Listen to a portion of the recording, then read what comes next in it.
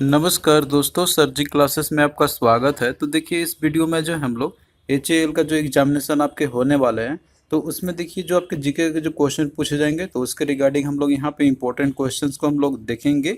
और देखिए हमने जो है आपके एग्जाम प्रिपरेशन के लिए एक जीके का पूरा इक्विवेलेंट PDF नोट्स भी तैयार किया हुआ है। इसमें देखिए आपको जो है economics, polity, geography, history, static GK और साइंस, आपका मतलब जितने भी क्वेश्चन पूछे आ सकते हैं जीके से रिलेटेड, तो हमने सारे का जो है एक पूरा एक समरी में तैयार किया हुआ है। आप लोग इससे अपना स्टडी कर सकते हो और इस एग्जामिनेशन के लिए जो आप लोग अपना प्रिपरेशन इससे कर सकते हो। इसके साथ में देखिए हमने इंग्लिश का भी प्रिपेयर किया हुआ है, जो आपका मेंशन किया गया है। इंग्लिश का और जीके का, तीन दोनों के लिए हमने जो है पूरा कंप्लीट PDF नोट्स तैयार किया हुआ है। तो लिंक इसका आपको डिस्क्रिप्शन बॉक्स में मिल जाएगा, आप लोग जो है इससे अपना प्रिपरेशन कर सकते हो। और साथ में हमने देखिए इंग्लिश जीके का एक कोर्स भी लॉन्च किया हुआ है। अगर आप लोग कोर्स में भी इनरोल होकर पढ़ना चाहते हो इन दोनों सब्जेक्ट का, और साथ में PDF भी आपको इसके अंदर मिल जाएंगे, तो आप लोग जो है कर सकते हो। लिंक का जो है कुछ डिस्क्रिप्शन बॉक्स में आपको मिल जाएगा। देखिए आज के सेट नंबर 3 का आपका पहला क्वेश्चन है। अब तक हम लोगों ने 2 सेट ऑलरेडी कर लिया है, तो जिन लोगों ने उसको नहीं देखा है तो आप लोग देख सकते हैं, लिंक डिस्क्रिप्शन बॉक्स में आपका दिया हुआ है। तो क्वेश्चन देखिए कि the operating system of a computer serves as a software interface between user and. तो जो ऑपरेटिंग सिस्टम होता है कंप्यूटर का, तो ये जो है एक इंटरफेस की तरह ये काम करता है बिटवीन यूजर और किसके बीच में। तो देखिए जो कंप्यूटर का जो हार्डवेयर रहता है उसका, और जो यूजर जो हम लोग होते हैं, तो उसके बीच में जैसे कि आपको इंटरकनेक्ट आपको होना होता है, उसके बीच में इंटरफेस तो आपको होनी होती है। तो बेसिकली ऑपरेटिंग सिस्टम जो आपका रहता है ना, तो एक मीडियम होता है जो आपको एक इंटरफेस प्रोवाइड करता है, जिससे कि आप उससे कनेक्ट हो पाते हैं। तो यहाँ पे देखिए यूजर के बीच में एक इंटरफेस जो प्रोवाइड करता है आपको यहाँ पे, तो ये कंप्यूटर का जो हार्डवेयर होता है, तो उनके साथ आप होते हैं। तो ये होता है ऑपरेटिंग सिस्टम के द्वारा।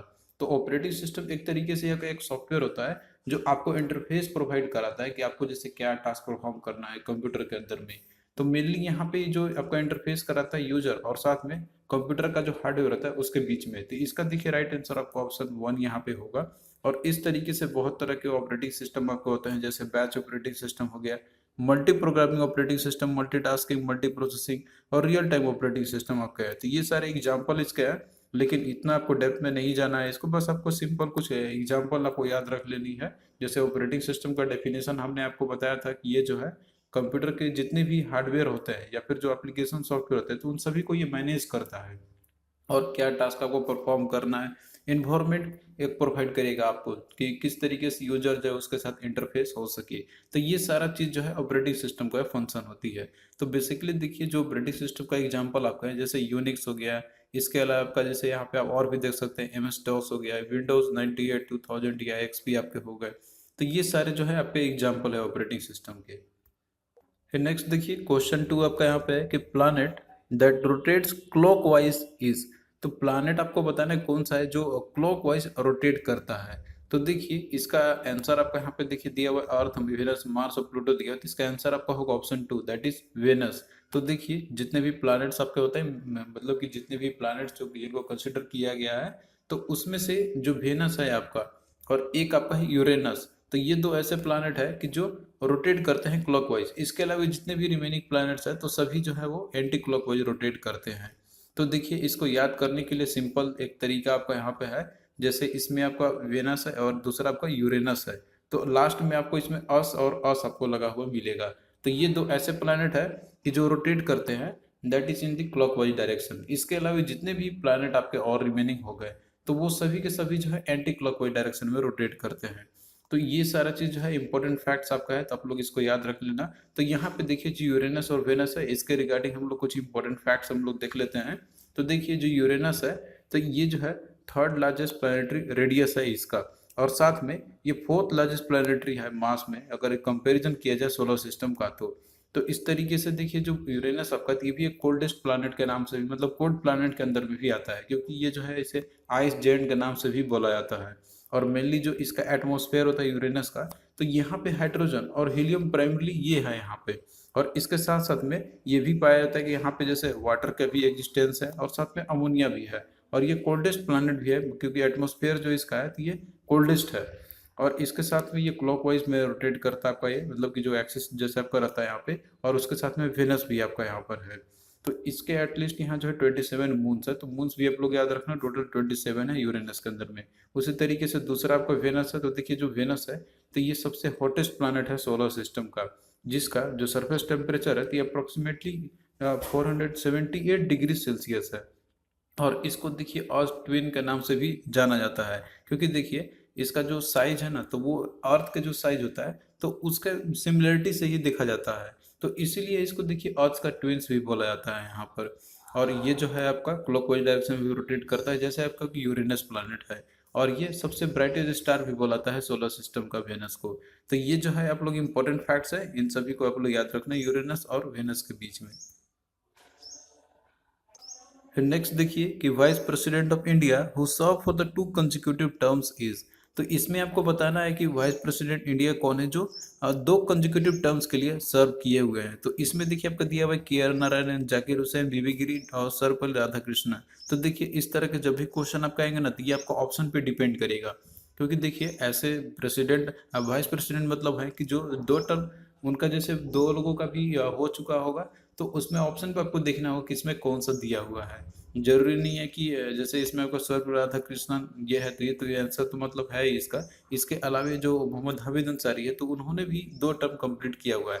तो इसमें ऑप्शन पे आपका डिपेंड करेगा कि ऑप्शन में वो क्या क्या दिया हुआ है। सपोज यहाँ पे सर्व राधा कृष्णन न देखे आपका, अगर उसमें दिया रहेगा मोहम्मद हामिद अंसारी का, तो आपको उसको मार्क करने होंगे। तो यहाँ पे देखिए लिस्ट आपका पूरा दिया हुआ है, जितने भी वाइस प्रेसिडेंट अभी तक इंडिया के बने हुए हैं। तो इस लिस्ट को आप लोग याद कर लेना, इसके बेसिस पे कोई भी क्वेश्चन आपसे पूछा जाएगा तो आप लोग बता सकते हैं।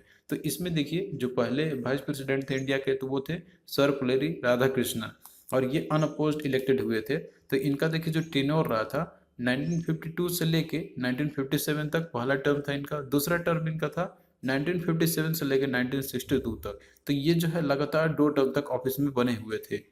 तो इनका 10 मतलब जो है 10 वर्षों का कार्यकाल रहा था इनका। तो ये कंसेक्यूटिव 2 टर्म तक ये वाइस प्रेसिडेंट ये बने हुए थे। उसके बाद फिर आप देख सकते हैं जाकिर हुसैन, बीबी गिरी, इसके बाद आपका है गोपाल स्वरूप पाठक, बी डी जयती, मोहम्मद हिदायतुल्ला, इसके बाद आर वेंकट रमन, शंकर दयाल शर्मा, के आर नारायण, कृष्णकांत, भैरव सिंह शेखावत, और इसके बाद आपका यहाँ पे है मोहम्मद हामिद अंसारी है। तो ये सारे जितने भी आपके हैं, तो ये सारे जो है एक एक टर्म तक अपना किए थे, कोई बीच में अपना जैसे 2 साल का ही रहे थे। तो ये तो है पूरे तरीके से मतलब अपना कोई टर्म कंप्लीट नहीं भी किए थे, और किन्होंने मतलब बहुत से लोग हैं कि जिन्होंने पूरा 5 साल ही किया था, लेकिन जो सेकेंड टर्म के लिए नहीं हुए थे अपॉइंट। लेकिन यहाँ पे आप देख सकते हैं कि जो मोहम्मद हामिद अंसारी है, तो इन्होंने भी जो है लगातार 2 साल अपना कार्यकाल को कंप्लीट किया था। जैसे इनका टेन्योर रहा था पहला 2007 से लेकर 2012 तक, और दूसरा रहा था 2012 से लेकर 2017 तक का। तो ये जो है मतलब दूसरे पर्सन है कि जो सेकेंड टर्म कंजिक्यूटिव टर्म पे रहे थे अपने ऑफिस में। और करंट की बात करें तो अभी है 38 नंबर पे, वो है एम वेंकैया नायडू। तो इनका देखिए जो है कार्यकाल मतलब 2017 से लेकर अभी ये पोस्ट पे बने हुए हैं, और लेटर ऑन देखा जाएगा कि ये अपना सेकेंड टर्म करते हैं कि नहीं करते हैं। तो इस तरीके से 2 ऐसे पर्सन है जो 2 वाइस प्रेसिडेंट है जिन्होंने अपना 2 कंजिक्यूटिव टर्म कंप्लीट किया हुआ है। तो पहला आपका सर्वपल्ली राधाकृष्णन, दूसरा आपका हो गया मोहम्मद हामिद अंसारी। फिर नेक्स्ट देखिए क्वेश्चन आपका यहाँ पे है कि Lipu lake pass is in which state. तो देखिए जो लिपू लेक जो पास है, तो ये कौन से स्टेट में है। तो देखिए ये है आपका उत्तराखंड में है। तो ऑप्शन 3 आपका यहाँ पे राइट आंसर हो जाएगा। तो देखिए जितने भी पासेस आपके हैं जो भी इम्पोर्टेंट है आपके एग्जाम पॉइंट ऑफ व्यू से, तो हमने यहाँ पे लिस्ट तैयार किया हुआ है सभी का। तो आप लोग जो है इसे याद कर लेना। देखिए पास हम लोग बोलते हैं, सिंपल इसका एक डेफिनेशन होता है कि कोई भी जैसे माउंटेन आपका है, तो उसके बीच से जो रास्ता निकाला जाता है, जैसे मान लीजिए कि कोई आपका ये माउंटेन है, और इसके बीच से एक रास्ता निकाला जाता है आपका यहाँ पे, जिससे कि ये कनेक्टिविटी प्रोवाइड करता है किसी दूसरे कंट्री के साथ में, या फिर कोई दूसरे रीजन के साथ में कनेक्टिविटी प्रोवाइड करता है आपका यहाँ पे। तो ये जो है आपका एक इम्पोर्टेंट रोल प्ले करता है, जैसे ट्रेड के लिए हो गया दूसरे कंट्री के साथ में, या फिर मान लीजिए कोई अगर एग्रेशन होता है किसी दूसरे कंट्री के साथ में, तो उस समय जो है सैनिकों के लिए वार के समय ट्रांसपोर्टेशन का एक अच्छा माध्यम होता है, एक अच्छा पासेस होता है यहीं से। और तो ये देखिए जितने भी इम्पोर्टेंट पासेस है हिमालयाज के अंदर में, तो यहाँ पे आपको दिया हुआ है। और मेनली देखिए जो हिमालय जो होते हैं, जो माउंटेन्स होते हैं, तो उनके बीच में जो जो होते हैं ना गैप, तो मतलब कि जो उनके बीच में जो रास्ता होता है, तो उसको पास बोलाता है। और जो हिल्स होते हैं, पहाड़ जो होते हैं, तो उसके बीच का जो रास्ता होता है, तो उसको उसको बोलते हैं हम लोग गैप बोलते हैं। तो ये 2 बेसिक टर्म है, डेफिनेशन है दोनों के बीच में। तो यहाँ पे देखिए जो भी इंपॉर्टेंट पासेस आपका है और कहाँ पे ये लोकेटेड है, और ये किसके बीच में कनेक्टिविटी प्रोवाइड करता है, तो ये सारा लिस्ट दिया हुआ है, तो आप लोग इसे याद कर लेना। जैसे कि आपका दिया हुआ है काराकोरम पास आपका है। तो देखिए जो काराकोरम पास जो है, तो ये लद्दाख में है, और ये कनेक्टिविटी प्रोवाइड करता है इंडिया और चाइना को। फिर इसके बाद देखिए अगला बुर्जील पास है, तो ये भी लद्दाख में आपका है। ये कश्मीर वैली से सेंट्रल एशिया कनेक्टिविटी प्रोवाइड करता है। फिर अगला देखिए जोजिला पास आपका है, तो ये JNK और साथ में लद्दाख में भी, यूनियन टेरिटरी में भी है ये। और ये जो है आपका श्रीनगर से लेह कनेक्टिविटी प्रोवाइड करता है। फिर नेक्स्ट देखिए बारालाचा पास है, तो ये हिमाचल प्रदेश में है और ये मनाली से लेह तक कनेक्टिविटी प्रोवाइड करता है। फिर अगला देखिए छिपकिला पास आपका है, तो ये भी हिमाचल प्रदेश में ही है और ये शिमला से तिब्बत के बीच में कनेक्टिविटी प्रोवाइड करता है। फिर अगला देखिए लीबू लेक पास है, जो कि आपसे क्वेश्चन में पूछा गया था यहाँ पे, तो ये उत्तराखंड में है और ये जो है एंट्री देता है मानसरोवर लेक के लिए। फिर नेक्स्ट देखिए यहाँ पे क्वेश्चन आपका है कि the president of India is elected by the members of N electoral college comprising of. तो देखिए जो प्रेसिडेंट का जब इलेक्शन जो होता है तो वो इलेक्ट होते हैं, तो उसमें जो इलेक्टोरल कॉलेज जो कर रहते हैं ना, मतलब जो मेंबर रहते हैं, तो उनको इलेक्टोरल कॉलेज बोला था, जिसमें कि जो मेंबर रहते हैं तो उसमें आपका जैसे दोनों हाउस जो है, यानी कि हमारा जो लोकसभा और राज्यसभा है, तो उसके जितने भी इलेक्टेड मेंबर जो होते हैं तो वो तो होते ही है। इसके अलावा जो स्टेट लेजिस्लेटिव असेंबली के जो इलेक्टेड मेंबर होते हैं तो वो भी इसमें पार्टिसिपेट करते हैं, और साथ में दिल्ली और पुडुचेरी के भी जो लेजिस्लेटिव असेंबली है तो वो भी पार्टिसिपेट करते हैं।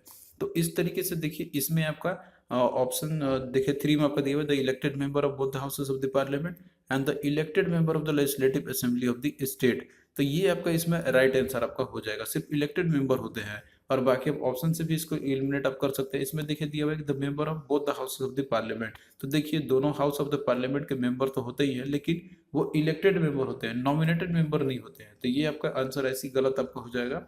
फिर इसके बाद देखिए दिया हुआ कि the member of both house. तो देखिए जितने मेंबर होते हैं नहीं, सिर्फ इलेक्टेड मेंबर ही पार्टिसिपेट करते हैं, तो ये भी आपका नहीं होगा।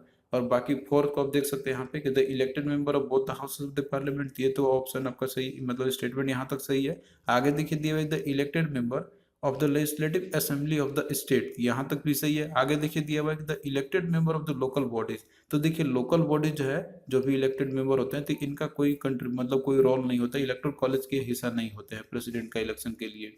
तो ये भी आपका नहीं होगा, तो बचा आपका ऑप्शन 3। तो आपको जो है एक एक पॉइंट को याद रखना होगा, और हमने आपको ऑलरेडी इसके रिगार्डिंग बताया हुआ है बहुत सारे जो लेक्चर्स में।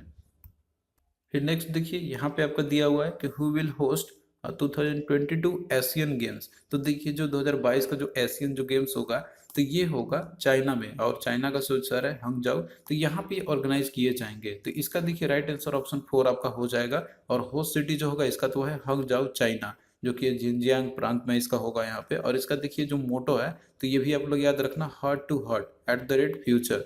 तो ये इसका मोटो है, तो ये भी आपसे पूछा जाता है। और ये कब होगा, तो ये 2022 में होगा एशियन गेम्स। तो ये भी मोस्ट इंपॉर्टेंट आपका है, करंट अफेयर्स में आपसे पूछे जा सकते हैं।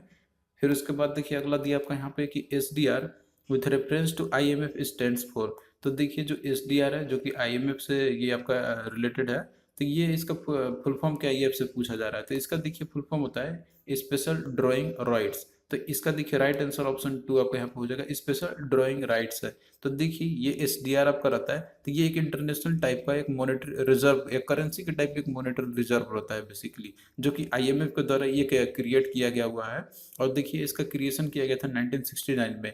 और ये एक ऑपरेट करता है एक सप्लीमेंट की तरह। जैसे कोई भी कंट्री है तो उसका जो है एग्जिस्टिंग मनी रिजर्व कोई भी मेंबर कंट्री का कितना है, तो उसके अकॉर्डिंग उसको लोन मिलती है। तो जितना उसका इसमें मतलब रहेगा, जितना उसका मतलब कंट्रीब्यूशन रहेगा इसमें, तो उसको उतना ही लोन मिलती है IMF की तरफ से।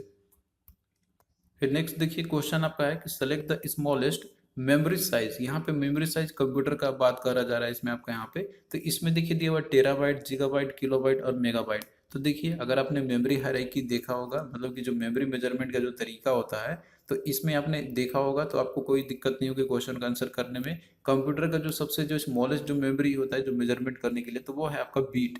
तो एक बीट आपका होता है दैट इज बाइनरी डिजिट के बराबर, और 8 बीट अगर मिलाते हैं तो ये बनता है आपका 1 बाइट। और इसी को बोलते हैं हम लोग 2 निबल। और इसी तरीके से आपका आगे जो है मेमोरी मेजरमेंट आपका बढ़ते रहता है, जैसे बाइट आपका है, उसके बाद फिर आपका किलो बाइट, फिर उसके बाद मेगाबाइट, जीगाबाइट, टेराबाइट, पेटाबाइट आपका। फिर उसके बाद आप और भी आप देख सकते हैं इस तरीके से। सबसे हाईएस्ट आपका जाता है यहाँ पे जियो बाइट तक। तो जियो बाइट आपका सबसे हाईएस्ट मेमोरी मेजरमेंट हो गया, और बीट जो है आपका ये सबसे स्मॉलेस्ट मेमोरी मेजरमेंट होती है। तो ये दोनों आप लोग याद रखना। और ये भी याद रखना कि जैसे कितना बराबर कितना MB या कितना GB आपका होता है, तो ये भी आपके पूछे आते हैं। तो ये सारा चीज़ इंक्लूड इसमें है आपका, और ये चीज़ हम आपको PDF में भी प्रोवाइड कर देंगे आपको। फिर उसके बाद देखिए, तो इसमें देखिए क्वेश्चन आपको जैसे पूछा था कि सबसे स्मॉलेस्ट कौन सा मेमोरी साइज है, तो ये आपका ऑप्शन पे भी डिपेंड करेगा कि इसमें देखिए ऑप्शन में आपको कौन सा दिया हुआ है। सबसे स्मॉलेस्ट बिट तो होता है, आप जानते हैं, और सबसे जो हाईएस्ट होता है मेमोरी मेजरमेंट का वो आपका जियो बाइट होता है। बट ये ऑप्शन पे डिपेंड करेगा कि इसमें आपको कौन कौन सा दिया हुआ है। तो इसमें देखिए टेराबाइट आपका दिया हुआ है, गीगाबाइट, किलोबाइट और मेगाबाइट। तो इस तरीके से इसमें देखिए सबसे स्मॉलेस्ट आपका होगा किलोबाइट, तो ऑप्शन 3 राइट आंसर होगा। और अगर इसी में आपसे पूछता है कि सबसे हाईएस्ट कौन सा आपका होगा, तो इस ऑप्शन के अकॉर्डिंग इसमें देखिए टेराबाइट आपका है जो कि सबसे हाईएस्ट होगा।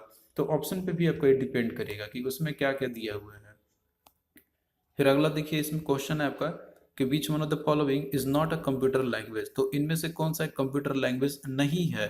तो इसमें ऑप्शन आपका एक बेसिक है, कोबोल है, लोटस है और फोर्ट्रन है। तो इसमें देखिए जैसे आपको दिया हुआ है बेसिक, कोबोल और फोर्ट्रन, तो इन सभी जो है आपका तो ये कंप्यूटर के लैंग्वेज है। लेकिन जो लोटस आपका है तो ये कोई कंप्यूटर लैंग्वेज आपका नहीं है। तो ऑप्शन 3 इसका राइट आंसर आपका हो जाएगा।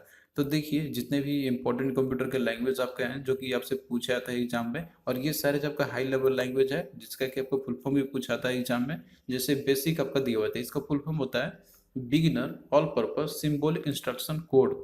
और ये देखिए इसका जो है 1964 में ये लैंग्वेज डेवलप किया गया था ये। और इसके डेवलपर थे जॉन कैनेडी। तो आप यहाँ पे जॉन केमिनी है यहाँ पर आपका, और साथ में थॉमस ई कोड। तो ये देखिए नाम ऑप्शन नहीं पूछा था, बस आप लोग ये याद रख लेना इसके फुल फॉर्म और ये कौन सा लैंग्वेज है। तो ये सारे हाई लेवल लैंग्वेज है। फिर इसके बाद सी है, सी प्लस प्लस है, कोबोल है, इसका फुल फॉर्म आपसे पूछा था, इसका फुल फॉर्म होता है कॉमन बिजनेस ओरिएंटेड लैंग्वेज। फिर फोर्ट्रन आपका है तो इसका होता है फॉर्मूला ट्रांसलेशन। इसके अलावा जावा हो गया, लिस्प हो गया, इसको फुल फॉर्म होता है लिस्ट प्रोसेसिंग।